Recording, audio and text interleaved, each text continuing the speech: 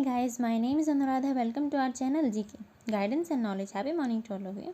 कैसी है मेरी GK फैमिली? आई होप सभी अच्छे होंगे। अपनी सेहत, फैमिली और पढ़ाई का ध्यान काफ़ी अच्छे से रखिए। ये वीडियो आपको इन सभी एग्जाम्स के साथ साथ हर उस एग्जाम में फ़ायदा पहुंचाएगी जहाँ पे करंट अफेयर और स्टडी क्वेश्चन पूछा जाता है। चलिए शुरुआत करते हैं आज के स्पेशल डे के साथ में। आज है 15 जुलाई, world youth skill day. Skills के बारे में आपको पता ही होगा, हमारे देश के अंदर स्किल इंडिया प्रोग्राम चलाया जा रहा है ताकि यूथ को जॉब दिलवाने के लिए या फिर अगर वो जॉब नहीं कर पाते हैं तो खुद के टैलेंट के हिसाब से उसको अपनी लाइफ को जीने का आसान तरीका मिल जाए। तो उसके लिए उसकी लाइवलीहुड का इंतज़ाम करने के लिए स्किल इंडिया प्रोग्राम को चलाया गया है। और वैसे ही जो यूथ है उसके अंदर काफ़ी सारी स्किल्स होती हैं तो उनको उभार कर लाने का काम किया जा रहा है इसके अंदर। तो चलिए शुरुआत करते हैं अगले क्वेश्चन के साथ में। इनमें से कौन सा स्टेट है जिसने अनाउंस किया है कि वो क्रिएट करेगा इंडिपेंडेंट डिपार्टमेंट प्रोटेक्ट करने के लिए, प्रिजर्व करने के लिए faith, culture, traditions of tribals और इंडिजिनस कम्युनिटीज़ के?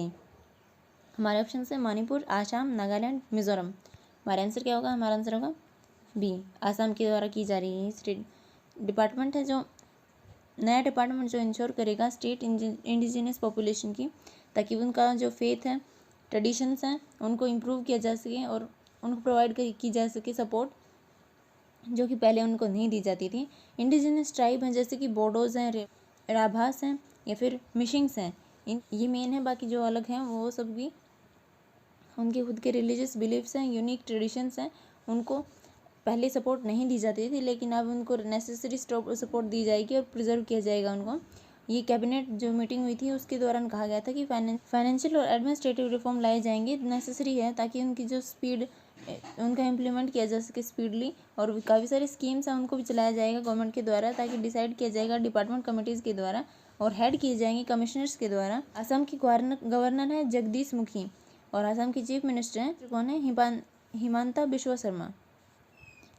हमारा पहला क्वेश्चन है स्टेट रन एनटीपीसी है लिमिटेड है, इसने सेटअप किया है इंडिया का लार्जेस्ट सोलर पार्क। ये कहाँ पे किया जा रहा है ये बताना हमें। महाराष्ट्र, कर्नाटका, पंजाब, गुजरात। तो हमारा आंसर क्या होगा? हमारा आंसर होगा गुजरात। रन ऑफ कच्छ के अंदर किया जाएगा ये सोलर पार्क है। ये इसकी कैपेसिटी होगी 4.75 गीगावाट की। ये प्रोवाइड करवाए, ये रन ऑफ कच्छ के अंदर सेटअप किया जाएगा गुजरात के अंदर। ये एनटीपीसी है वो जनरेट करती है इसके अंदर पहले से ही ग्रीन हाइड्रोजन कमर्शियल स्केल के ऊपर। एनटीपीसी रिन्यूएबल एनर्जी लिमिटेड है वो ministry of new and renewable energy के द्वारा हरी झंडी दिखा दी गई है। ये कौन सी स्कीम के अंदर आता है? Ultra mega renewable energy power park scheme, जिसे UMREPP बुलाया जाता है। एनटीपीसी रिन्यूएबल एनर्जी लिमिटेड इसने पहले भी पैक्ट साइन किया है यूनियन टेरिटरी लद्दाख के साथ में, ताकि सेटअप करने के लिए वहाँ पे ग्रीन हाइड्रोजन मोबिलिटी प्रोजेक्ट को रीजन के अंदर ग्रीन पार्क है उनको ultra mega renewable energy park scheme के थ्रू इम्प्लीमेंट किया जाता है, लगाया जा रहा है। सेवरल स्टेट्स के अंदर कंपनीज़ हैं वो एनटीपीसी के अंदर, जिसके अंदर एनटीपीसी भी इंक्लूड है, वो प्लान कर रही है कि वो बिल्ड करेगी मैसिव ग्रीन एनर्जी पार्क्स जो कि विंड और सोलर से बनाई जाएगी। कौन कौन सी जगह पे? जम्मू एंड कश्मीर, आंध्र प्रदेश, कर्नाटका, गुजरात, राजस्थान, मध्य प्रदेश, महाराष्ट्र, तमिलनाडु और तेलंगाना के अंदर। फिर हमारा अगले से कौन सी हमारी इमीडिएट नेबर कंट्री है जिसने एक्सेप्ट किया है मोबाइल बेस्ड पेमेंट सिस्टम को, भीम ऐप को? नेपाल, भूटान, श्रीलंका और बांग्लादेश। तो हमारा आंसर क्या होगा? हमारा आंसर होगा ये है भूटान। देख लेते हैं इसके बारे में। यूनियन मिनिस्टर जो हमारी फाइनेंस एंड कॉर्पोरेट अफेयर्स की हैं श्रीमती निर्मला सीतारमन, उन्होंने अपने हॉनरेबल फाइनेंस मिनिस्टर हैं भूटान के, उनके साथ में उनका नाम क्या है? मिस्टर लियोनोपो नामगे तिसिरिंग। इन्होंने जॉइंटली लॉन्च किया है भीम यूपीआई को भूटान के अंदर रिसेंटली। ये लॉन्च है वो फुलफिल करेगा कमिटमेंट में जो कि दोनों कंट्रीज़ के द्वारा की गई थी। ऑनरेबल प्राइम मिनिस्टर इंडिया के, उन्होंने जब 2019 के अंदर भूटान के अंदर विजिट किया था, ये तब की बात है, उसे अब लॉन्च कर दिया गया है। अब जो भीम यूपीआई का जो भूटान के अंदर लॉन्च किया गया है, ये पेमेंट इंफ्रास्ट्रक्चर है दोनों कंट्रीज़ के अंदर, वो सीमलेसली कनेक्ट करेगा और बेनिफिट्स मिलेगा जो टूरिस्ट हैं उनको और बिजनेसमैन हैं इंडिया के, वो भूटान ट्रैवल करें तो हर साल ट्रैवल करते हैं तो उनको भी काफ़ी सारे बेनिफिट्स देखने को मिलेंगे। ये इन्हेंस करेगा ईज़ ऑफ लिविंग और ईज़ ऑफ ट्रैवलिंग को। भूटान है वो फर्स्ट कंट्री है जिसने अडॉप्ट किया है यूपीआई स्टैंडर्ड्स को क्यूआर डेवलपमेंट के लिए, और फर्स्ट कंट्री है जिसने, जो कि इमीडिएट नेबरहुड है, जिसने हमारी जो मोबाइल बेस्ड पेमेंट सिस्टम है भीम यूपीआई भीम ऐप उसको एक्सेप्ट किया है। फिर हमारा अगला क्वेश्चन है यशपाल शर्मा, ये रिसेंटली न्यूज़ में देखने को मिले क्योंकि इनकी डेथ हो गई है। तो कोई ये कौन से स्पोर्ट्स से रिलेटेड है? ये बहुत ही इन्फ्लुएंशियल पर्सनैलिटी होते थे, तो इनके बारे में हमें बताना है कौन से स्पोर्ट्स से रिलेटेड है। Badminton, football, cricket, hockey. तुम्हारा आंसर क्या होगा? हमारा आंसर होगा क्रिकेट। यशपाल शर्मा है, ये 1983 में हमने जब वर्ल्ड कप जीता था ये उसके अंदर पार्टिसिपेट किए थे। ये उसके अंदर भी प्लेयर थी, फॉर्मर इंडियन क्रिकेटर हैं। और इनका ये जो मेंबर थे वो इंडियन टीम के 1983 के अंदर जब वर्ल्ड कप जीता गया था, इनकी अभी डेथ हो गई है रिसेंटली। इन्होंने इंडिया को रिप्रेजेंट किया है 37 टेस्ट और 42 ODIs के अंदर। ये मिडिल ऑर्डर के बैट्समैन थे जिन्होंने 1970s और 1980s के अंदर प्ले किया था, ये क्रिकेट खेलते थे। ये पंजाब में पैदा हुए थे और रिप्रेजेंट किया है इन्होंने 3 टीम्स के अंदर, जिनके रणजी के अंदर वो कौन कौन सी हैं? पंजाब, हरियाणा और रेलवेज को। फिर हमारा अगला क्वेश्चन है ब्रांडेड रॉयल, रिसेंटली न्यूज़ में देखने मिली है, ये कौन सी स्पीसीज से बिलोंग करती है? स्नेक की, बटरफ्लाई की, फ्रॉग की, टर्टल की। वैसे पता ही चल गया, बटरफ्लाई इतनी बड़ी दिखाई दे रही है तो ये बटरफ्लाई से रिलेटेड है। ये रेयर बटरफ्लाई स्पीसीज है जिसे ब्रांडेड रॉयल नाम दिया गया है। रिसेंटली स्पॉट की गई है नीलगिरी हिल्स के अंदर, जो स्लोप है कोटागिरी की, वहाँ पे ये बटरफ्लाई है प्रीवियसली डॉक्यूमेंटेड की गई थी नीलगिरी हिल के अंदर। कौन से ईयर के अंदर? 1888 के अंदर। किसके द्वारा? JF हेम्पसन के द्वारा। ये ओनली स्पीसीज हैं जो रिकॉर्ड की गई हैं बटरफ्लाइज की तमिलनाडु के अंदर। ब्रांडेड रॉयल का साइंटिफिक नेम क्या है? टुगेरिया मेलास्टिग्मा। ये स्पीसीज है कौन सी प्रजाति की? लाइन साइड की। फिर अगला क्वेश्चन है कंसिडर करना इन सभी स्टेटमेंट को किसके रिस्पेक्ट में? ओलंपिक्स गेम्स के बारे में बताना हमें। ओलंपिक गेम्स है उसके अंदर हमारे जो खिलाड़ी हैं उनको सिलेक्ट कर लिया गया है कि किस किस को भेजा जाएगा, तो उस वजह से ये न्यूज़ में अभी ये तो पूछेंगे नहीं कि हमसे कि कितने खिलाड़ी भेजे जा रहे हैं, तो उसके बारे में और कुछ पूछा जा सकता है तो उनको देख लेते हैं। टोक्यो ओलंपिक है उसके अंदर पहली बार डेब्यूट करने जा रहे हैं कराटे, स्पोर्ट्स क्लाइंबिंग, सर्फिंग और स्केटबोर्डिंग। और फिर दूसरी स्टेट, अभी तक कोई भी ओलंपिक गेम्स है उनको होस्ट नहीं किया है। इनमें से कौन सी स्टेटमेंट है वो करेक्ट हमें ये बताना है? फर्स्ट ओनली, सेकंड ओनली, दोनों, या फिर दोनों में से कोई नहीं। तुम्हारा आंसर क्या होगा? हमारा आंसर होगा सी, बिकॉज हमने अभी तक इसको होस्ट नहीं किया है। आगे फ्यूचर में बात है कि हम इसको होस्ट करेंगे, लेकिन अभी तक ऐसा कुछ नहीं हुआ है। तो अब देख लेते हैं इंडिया के अंदर क्या है जिसकी वजह से न्यूज़ में आया है। 228 जो स्ट्रॉन्ग कंटीजेंट्स हैं उनको टोक्यो ओलंपिक के लिए सिलेक्ट कर लिया गया है, जिनमें से 119 एथलीट्स हैं हमारे। इनके अंदर 67 मेल हैं, 52 फीमेल्स हैं। और इसके ये 22 स्टेट्स हैं जिनके अंदर से जाने वाले हैं। और कितनी जो पॉपुलेशन है उसको रिप्रेजेंट करेंगे?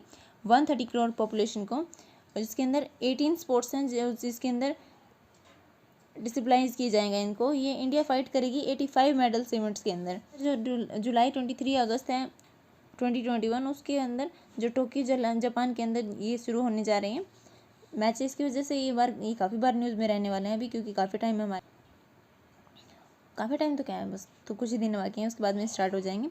सो इनके बारे में जान लेते हैं। तो 2020 में पहली बार ऐसा हुआ था कि ये पोस्टपोन हुए थे कोविड-19 पैंडमिक की वजह से। इस वजह से इनको हेल्ड नहीं किया गया था। और इस बार ये हैं क्लोज डोर के अंदर होंगे, मतलब कि अब की बार कोई भी ऐसा दर्शक वगैरह नहीं होंगे इसके अंदर, सिर्फ प्लेयर्स हैं वो प्ले करेंगे और टीम्स वगैरह हैं वहीं आएंगी। कोई भी ऐसा नहीं है कि दर्शक होंगे यहाँ पे।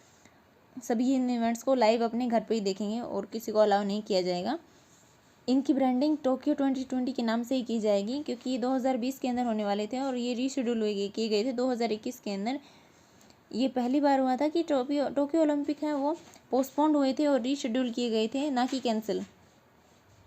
टोक्यो को होस्ट सिटी सिलेक्ट किया था। जो 125वां सेशन था इसका ब्यूनस आयर्स के अंदर हुआ था अर्जेंटीना में 2013 के अंदर। जापान है वो सेकंड टाइम होस्ट करने जा रहा है, हालांकि हमने एक बार भी नहीं किया, टोक्यो को सेकंड टाइम का चांस मिल गया। ये फर्स्ट ओलंपिक हैं जो होस्ट किए गए थे। फर्स्ट ओलंपिक होस्ट किए गए थे 1964 के अंदर जापान के द्वारा। और ये एशिया की फर्स्ट सिटी है जो समर गेम्स को 2 बार होस्ट कर चुकी हैं, 2 बार होस्ट करने वाली है। ओवरऑल 2020 गेम्स हैं वो 4th ओलंपिक गेम्स हैं जो कि जापान के अंदर हेल्ड होने वाले हैं।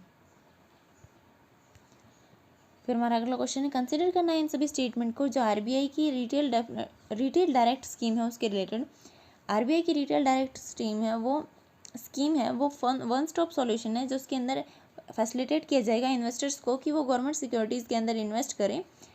इस स्कीम के अंदर रिटेल इन्वेस्टर्स हैं वो उनको प्रोवाइड की जाएगी फैसिलिटी कि वो ओपन कर सके और मेंटेन कर सकें अपने रिटेल डायरेक्ट ग्लिट अकाउंट को, जिसे आरडीजी अकाउंट बुलाया जाता है आरबीआई के द्वारा। इनमें से कौन सी स्टेटमेंट है वो इनकरेक्ट हमें बताना है। फर्स्ट ओनली, सेकंड ओनली, दोनों या फिर दोनों में से कोई नहीं। तो हमारा आंसर क्या होगा? हमारा आंसर होगा डी, बिकॉज दोनों की दोनों स्टेटमेंट है वो करेक्ट है। ये इन्हें इंट्रोड्यूस किया है RBI retail direct scheme facility scheme को ये लॉन्च की गई है कंटिन्यू करने के लिए एफर्ट्स जो आरबीआई के द्वारा किए जा रहे हैं ताकि इंक्रीज़ किया जा सके रिटेल पार्टिसिपेशन गवर्नमेंट सिक्योरिटीज़ के अंदर।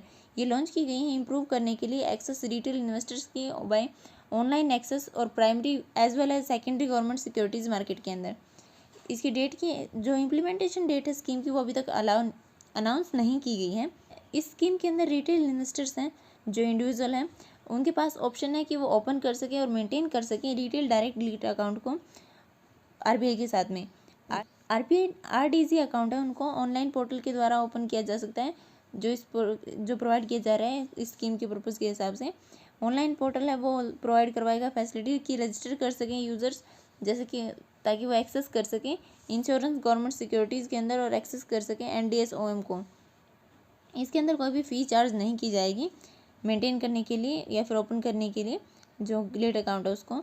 इसके अंदर शॉर्ट टर्म और लॉन्ग टर्म से क्या मतलब होता है? इसके अंदर ट्रेजरी बिल हैं वो इशू की जाते हैं 91 डेज़ के लिए, 182 डेज़ के लिए और 364 डेज़ के लिए, जबकि लॉन्ग टर्म है वो 1 साल या उससे ज़्यादा के लिए होती हैं। फिर हमारा अगला क्वेश्चन है ब्रायम बेंथेसिस। ये रिवीजन क्वेश्चन है, ये मैंने क्वेश्चन पहले भी करवाया है आपको।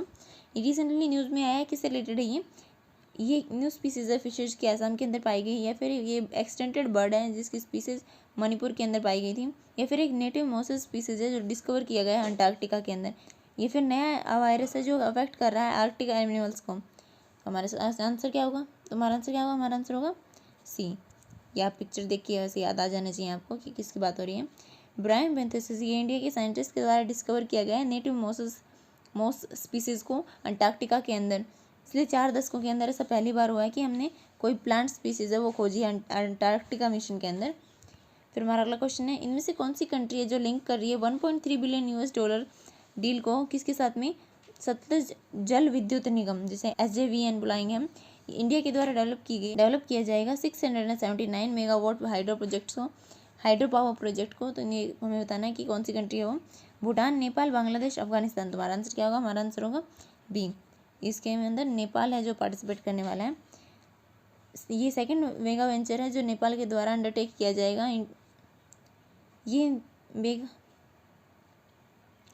ये नेपाल के अंदर, इसके बारे में थोड़ा और देख लेते हैं। ये सेकंड मेगा वेंचर है जो नेपाल के अंदर बनाया जा रहा है। इसको इंडिया अंडरटेक करेगा और single largest foreign investment project है और ये single largest foreign investment project है। ये प्रोजेक्ट डेवलप किया जाएगा। इसके द्वारा मेमोरेंडम ऑफ अंडरस्टैंडिंग साइन किया गया है चीफ एग्जीक्यूटिव ऑफिसर्स के साथ में। जो इन्वेस्टमेंट बोर्ड है कौन सा?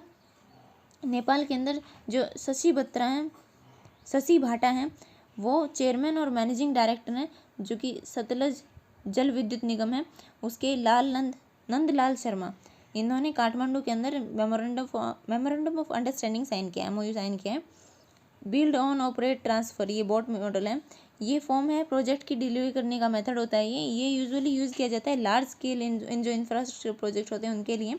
और इस मॉडल के अंदर प्राइवेट एंटिटीज़ हैं वो रिसीव करती हैं कंसेशन किससे? पब्लिक सेक्टर से, ताकि डिज़ाइन किया जा सके, फाइनेंस किया जा सके, कंस्ट्रक्ट किया जा सके, ऑन किया जा सके और ऑपरेट किया जा सके इस फैसिलिटीज़ को। इस कॉन्ट्रैक्ट के अंदर करता है प्रोजेक्ट के अंदर प्रोपोनेंट करने के लिए और रिकवर करने के लिए इन्वेस्टमेंट और ओपनिंग करने के लिए और मेंटेनिंग करने के लिए जो एक्सपेंसेस हैं प्रोजेक्ट के अंदर। ये मॉडल है यूजुअली पब्लिक प्राइवेट पार्टनरशिप के साथ में किया जाता है। फर्स्ट बोट मॉडल है वो यूज़ किया गया था चाइना होटल जो बनाया गया था 1979 के अंदर हांगकांग के द्वारा। अरुण रिवर है वो लार्जेस्ट ट्रांस हिमालयन रिवर है जो कि पास होती है नेपाल से, फिर रिवर ड्रेन करती है सप्तकोशी रिवर सिस्टम के अंदर। ये तिब्बत के अंदर किस नाम से जानी जाती है? मैनक्यू इन अपर रीचेज के अंदर। और जो बाकी का इसका कोर्स है नॉर्थ हिमालयन ग्रेट्स के अंदर, उसके अंदर ये इसे पैनक्यू के नाम से जाना जाता है। फिर अगला क्वेश्चन है इन सभी स्टेटमेंट को कंसिडर करना है हमें किसके रिस्पेक्ट में? ब्रैडशीट मिशन, ब्रैडशीट 2 मिशन, इसके बारे में बताना हमें। हमारी पहली स्टेटमेंट है ये मिशन है। इस मिशन का एम है डबल लैंडिंग करवाना मार्स के ऊपर, जिसके अंदर इंस्टॉलमेंट की जाएगी लाइटेस्ट एवर लैंडर की, जिसकी वेट है 60 kg बिना फ्यूल के। ये मिशन इनिशिएटिव है स्पेस सेल का, जो कि एक नॉन प्रॉफिट ऑर्गेनाइजेशन है इजराइल के अंदर, जिसका बेस है। इनमें से कौन सी स्टेटमेंट करेक्ट है हमें बताना है। फर्स्ट ओनली, सेकंड ओनली, दोनों या फिर दोनों में से कोई नहीं। तुम्हारा आंसर क्या होगा? हमारा आंसर होगा बी, बिकॉज फर्स्ट स्टेटमेंट है वो इनकरेक्ट है। इसके बारे में देख लेते हैं। स्पेस सेल ये एक नॉन प्रॉफिट इजरायली इनिशिएटिव है, जिसके अंदर स्पेस क्राफ्ट है वो क्रैश हो गया मून के ऊपर 2 ईयर्स पहले, जिसके अंदर रिसेंटली सिक्योर किया गया है $70 मिलियन की फंडिंग, ताकि इसका सेकंड अटैम्प्ट है लूनर में लैंडिंग के लिए किया जा सके। और जीनेसिस स्पेस क्राफ्ट है वो बिल्ड किया गया था स्पेशल और जो state owned Israel aerospace industries के द्वारा, जो कि मून के ऊपर क्रैश हो गया था जब वो टच डाउन कर रहा, जो कि टच डाउन करने से पहले अप्रैल 2019 के अंदर, उससे पहले ये गिर गया था। और ये अटैम्प्ट है फर्स्ट है जो प्राइवेट फंडेड लूनर लैंडिंग के लिए किया गया था। हमारा अगला क्वेश्चन क्या है? सेनारी मैसाकर ये रिसेंटली न्यूज़ में आ गया है। ये 1999 का इवेंट है। ये कौन से स्टेट से रिलेटेड है हमें बताना है। बिहार, उत्तराखंड, उत्तर प्रदेश, झारखंड। हमारा आंसर क्या होगा? हमारा आंसर होगा ये बिहार स्टेट से रिलेटेड है। यहाँ पे काफ़ी सारे लोगों को जान से मार दिया गया था, बुरी तरह से काट पीट दिया था, इस वजह से ये न्यूज़ में आ गया था। और अब इसके बारे में क्या हुआ है कि सुप्रीम कोर्ट है उसने जुलाई 12 को एग्री किया है कि वो इनकी अपील को, बिहार गवर्नमेंट की जो अपील है, इन जो पटना हाई कोर्ट के जो डिसीजन है कि 14 अक्यूज्ड हैं उनको क्या सजाएं दी जाएगी। सेनारी मैसाकर के अंदर जो 1999 के अंदर हुआ था उससे रिलेटेड अपील की गई है। इसके अंदर क्या है, जो सेनारी विलेज है कहाँ से? जहानाबाद डिस्ट्रिक्ट से, ये बिहार के अंदर पड़ता है। इसके अंदर 34 अपर कास्ट के जो लोग थे उन्होंने क्या किया था, अपने घर, उनके घर से खींच कर बाहर निकाला था। और जो माओइस्ट कम्युनिस्ट सेंटर है MCC, उसके अंदर स्लॉटर कर दिया गया था इस विलेज के अंदर। जो एक टेम्पल है उसके अंदर मार्च 18 1999 के अंदर इस इवेंट को सेनारी मैसाकर बुलाया गया था। ये मैसाकर है वो सीक्वल है प्रोनोलेज कास्ट वॉर जो चलती रहती है MCC और प्राइवेट एम्स के जो अपर कास्ट विलेजर्स के बीच में। ये स्पेशली जिन्हें नाम दिया गया था रणबीर सेना, मुखिया के द्वारा लीड किया गया था, जिनको 2012 के अंदर जेल हो गई थी। जहानाबाद कोर्ट सेंटेंस किया था कि 11 एक्यूज हैं उनको डेथ सेंटेंस दिया गया था। जो बाकी के 3 थे उनको पूरी लाइफ के लिए जेल के अंदर डाल दिया गया था। ये डिसीजन 15 नवंबर 2016 के अंदर ये 3 कन्विक्ट हैं उन्होंने चैलेंज किया था इस वर्डिक्ट को हाई कोर्ट के अंदर। जो 14 एक्यूज हैं मई 2021 के अंदर इस बेंच की डिवीज़न ने क्या किया था, जस्टिस अश्विनी के द्वारा ये हेल्ड की गई थी। और इसके साथ में कौन थे? अरविंद श्रीवास्तव। इन्होंने रिवर्स कर दिया था इस वर्डिक्ट को, और जो सफिशिएंट एविडेंस ना होने की वजह से कहा गया था। बिहार गवर्नमेंट है वो कह रही है कि वो प्रेजेंट करेगी जो सुप्रीम कोर्ट के सामने जो प्रोक्यूज्ड हैं सुप्रीम कोर्ट के अंदर, उनके अंदर जो 23 विटनेसेस हैं और 13 जो आई विटनेसेस हैं उनके द्वारा जो फैमिलीज से रिलेटेड है इनके मैसाकर से, उनको पेश किया जाएगा इसके अंदर। बिहार के अंदर ऐसा पहली बार नहीं हुआ है, इसके अंदर पहले भी हुआ है। नियर अबाउट 400 जो लोग हैं उनकी डेथ हो गई है इन्हीं मैसाकर्स की वजह से। 1990 से लेकर जो 2000 तक की बात है ये इस डिकेड के अंदर है। इसकी वजह से पहले भी हुआ है, जैसे लक्ष्मणपुर घाटी मैसाकर भी देखने को मिला था। ये 1997 के अंदर हुआ था इसी ज़िले के अंदर, जहानाबाद के अंदर ही, जिसके अंदर जो 58 दलित हैं उनको मार दिया गया था रणबीर सेना के द्वारा। और इसके बाद में कौन सा हुआ था? 2009 के अंदर हुआ था अक्टूबर के अंदर, जहाँ पे 16 OBC के लोगों को मार दिया गया था कांगरिया डिस्ट्रिक्ट के अंदर, बिहार के अंदर ही। इसके अंदर कास्ट मैसाकर हैं वो लगातार होते रहते हैं, जिसकी वजह से स्टेट के अंदर लेफ्ट विंग एक्सट्रीमिज्म बढ़ता जा रहा है। फिर ये वो क्वेश्चन है जिसका आंसर आपको देना है। इनमें से कौन सी गवर्नमेंट है जिसने अनवेल किया है इलेक्ट्रॉनिक व्हीकल पॉलिसी 2021 की? हमारा ऑप्शन है महाराष्ट्र, उत्तराखंड, केरला, हरियाणा। इसका आंसर आपको देना है। So this it for today. Thank you for listening. Don't forget to like and